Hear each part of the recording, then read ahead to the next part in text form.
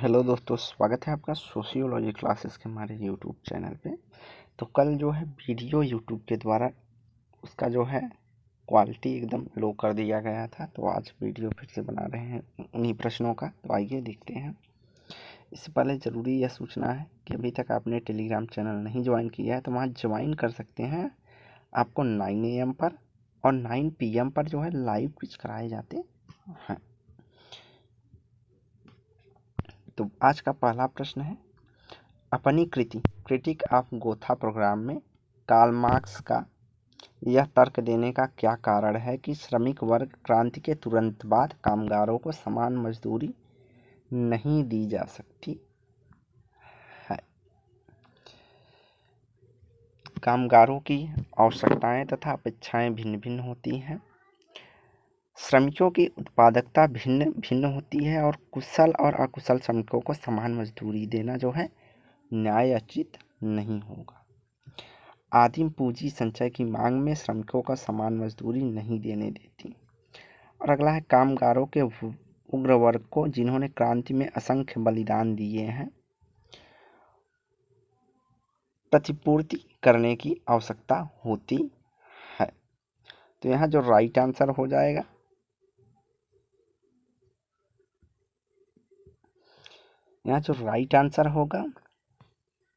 वह होगा बी। तो अपनी पुस्तक क्रिटिक ऑफ गोथा प्रोग्राम, तो पुस्तक इम्पोर्टेंट हो जाती है क्योंकि कई बार से यह पूछा जा रहा है कि कार्ल मार्क्स के मरने के बाद कौन सी पुस्तक प्रकाशित हुई थी, या कार्ल मार्क्स की जो है नई बुक जो है पूछी जा रही है। यह राइट आंसर जो होगा वह बी होगा। उन्होंने कहा कि श्रमिकों की जो है उत्पादकता भिन्न भिन्न होती है, अर्थात वे अलग अलग कुशल और अकुशल श्रमिकों को समान मजदूरी देना न्याय उचित नहीं होगा।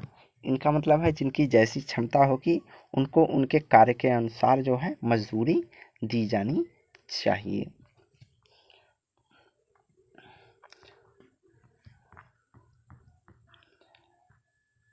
अगला प्रश्न है, निम्नलिखित में वे कौन से कारक हैं जो कृषक समाज से सामाजिक जीवन को संचालित करते हैं? व्यक्ति न कि नियम, नातेदारी न कि औपचारिक संगठन, द्वितीयक समूह न कि प्रतिवेदन, प्राथमिक सामाजिक समूह न कि स्वैच्छिक संगठन। तो इसमें जो है प्राथमिक समूह की महत्वता होती है कृषक समाज में, और दूसरा का जो यहाँ राइट होगा वह नातेदारी समूह होगा। तो यहाँ पे जो है ऑप्शन हमारा जो राइट हो जाएगा वह हो जाएगा डी, 2 और 4। नातेदारी समूह होता है वहाँ पे और प्राथमिक सामाजिक समूह होता है। औपचारिक संगठन जो है हमारा नगरों की विशेषता है। द्वितीयक समूह भी नगरों की विशेषता है। स्वैच्छिक संगठन भी हमारा जो है नगरों की विशेषता होती है। अगला प्रश्न है, इमाइल दुर्खीम के अनुसार धार्मिक धारणाओं की समाज विज्ञान में भूमिका यह है कि वे व्यक्तियों के आंतरिक तथा बाह्य खतरों का मुकाबला करने में सक्षम बनाते हैं।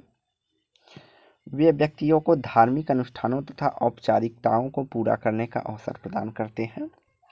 वे व्यक्तियों को अधिदैविक का अनुभव करने की सक्षम बनाते हैं, या वे व्यक्तियों को सामाजिक जीवन को मजबूत कारक प्रदान करने में सहायता प्रदान करते हैं। तो दुर्खीम जो मानते हैं धर्म को, इन्होंने कहा कि धर्म जो है समाज में सामाजिक एकता और स्थायित्व सुदृढ़ता बनाने में अपनी महत्वपूर्ण भूमिका निभाती है, और समाज पर नियंत्रण रखना धर्म का जो है प्रमुख कार्य है। तो यहाँ राइट आंसर जो हो जाएगा वो हो जाएगा डी, कि वे व्यक्तियों के उनके सामाजिक जीवन में को मजबूत बनाने में कारक के रूप में कार्य करते हैं। अगला प्रश्न है,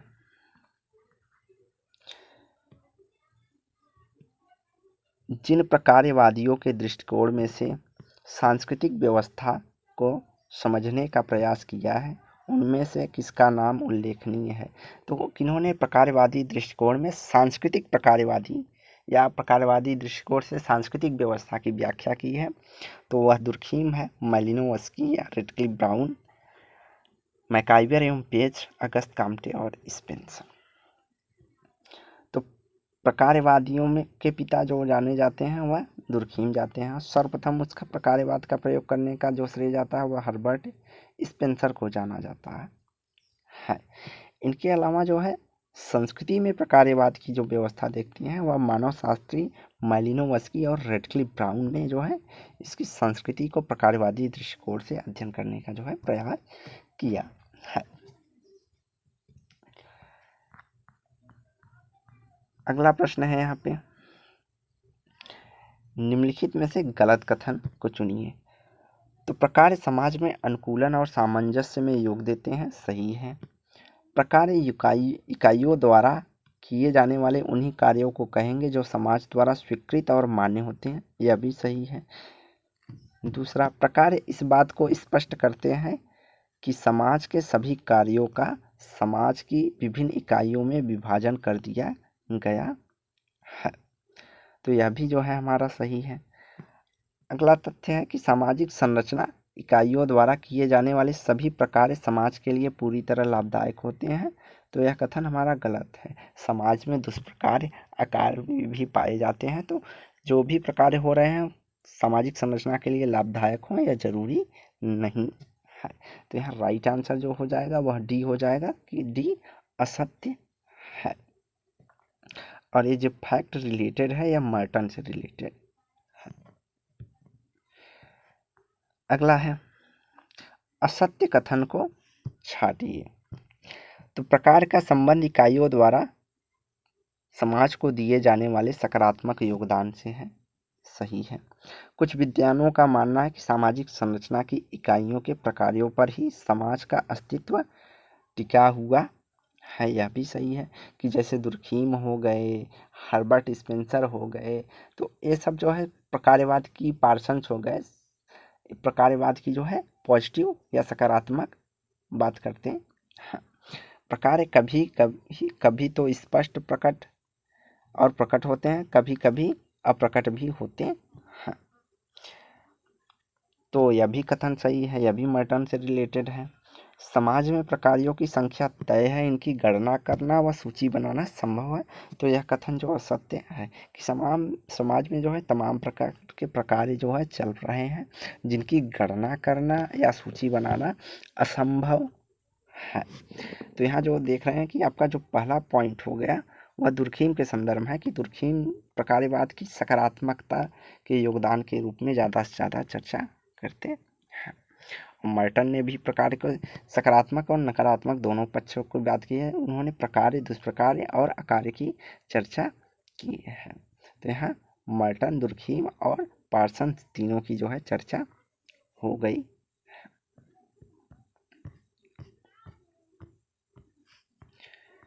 अगला है, निम्नलिखित समूह का सही मिलान करना है। तो सूची 1 में है उनके अवधारणाएं और सूची 2 में उनसे संबंधित जो है थिंक कर दिए हैं। तो पहला हमारा हो जाएगा आत्मदर्पण का सिद्धांत जो है C.H. कुले से संबंधित है। सामूहिक चेतना की बात करते हैं, तो सामूहिक चेतना की बात करते हैं इमाइल दुर्खीम ने ही सामूहिक चेतना, सामूहिक प्रतिनिधान की बात की है। मैं और मुझे का सिद्धांत G.H. मीड से संबंधित है।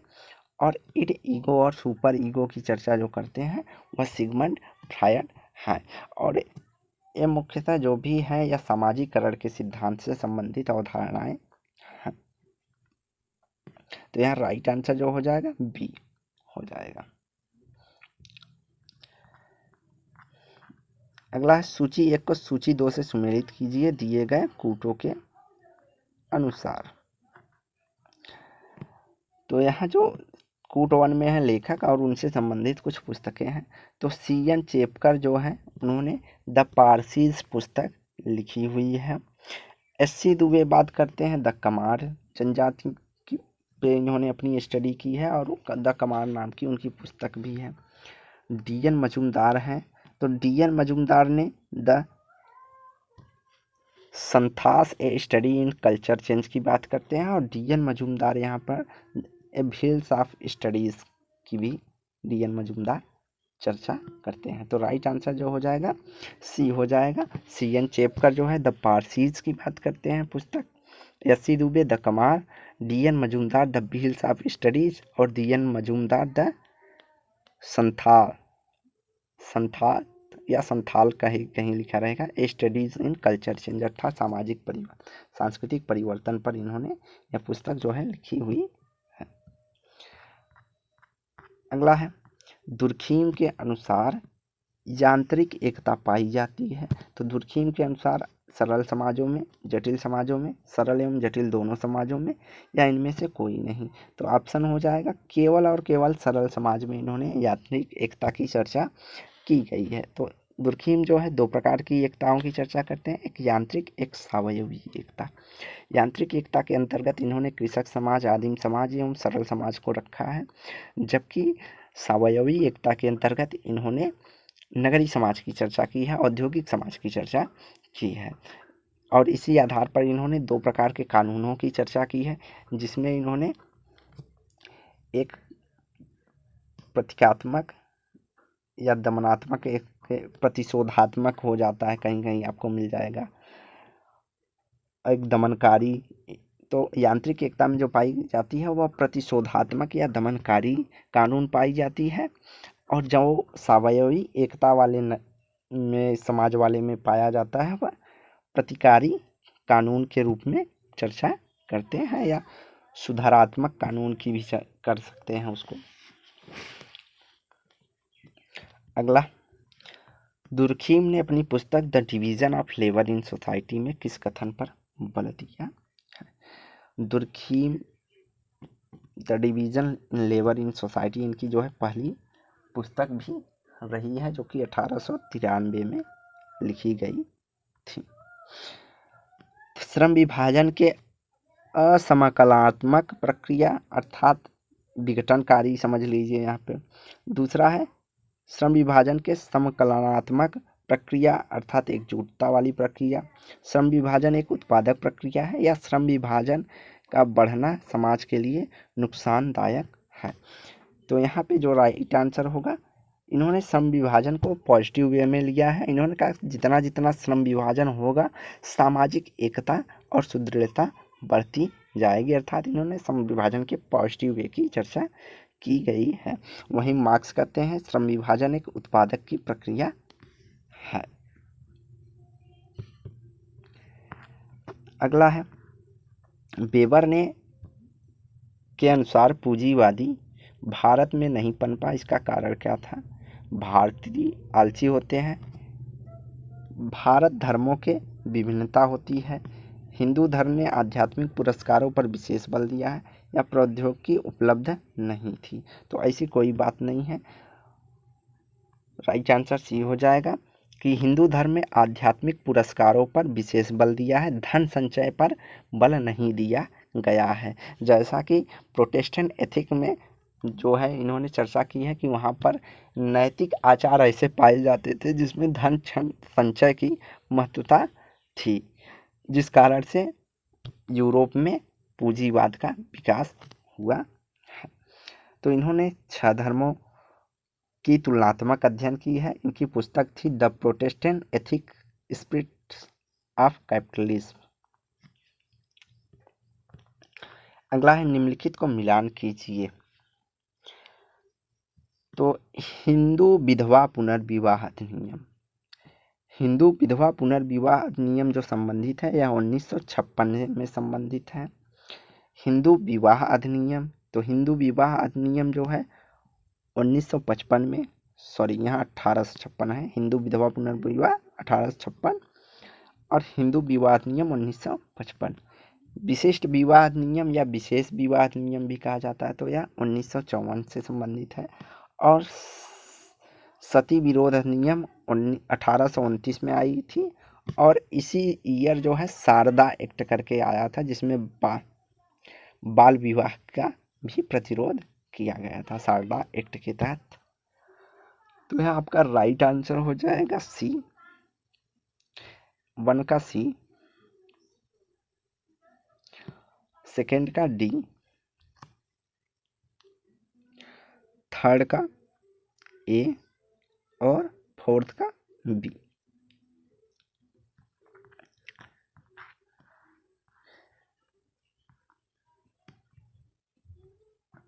अगला है सही क्रम में मिलान कीजिए। सांस्कृतिक विविधता, तो सांस्कृतिक विविधता की बात कौन करते हैं? सांस्कृतिक विविधता की बात करते हैं डीपी मुखर्जी जी। सामाजिक न्याय की बात करते हैं BR अम्बेडकर। पवित्रता और प्रदूषण की बात करते हैं लुइस ड्यूमा, जाति के संदर्भ में करते हैं।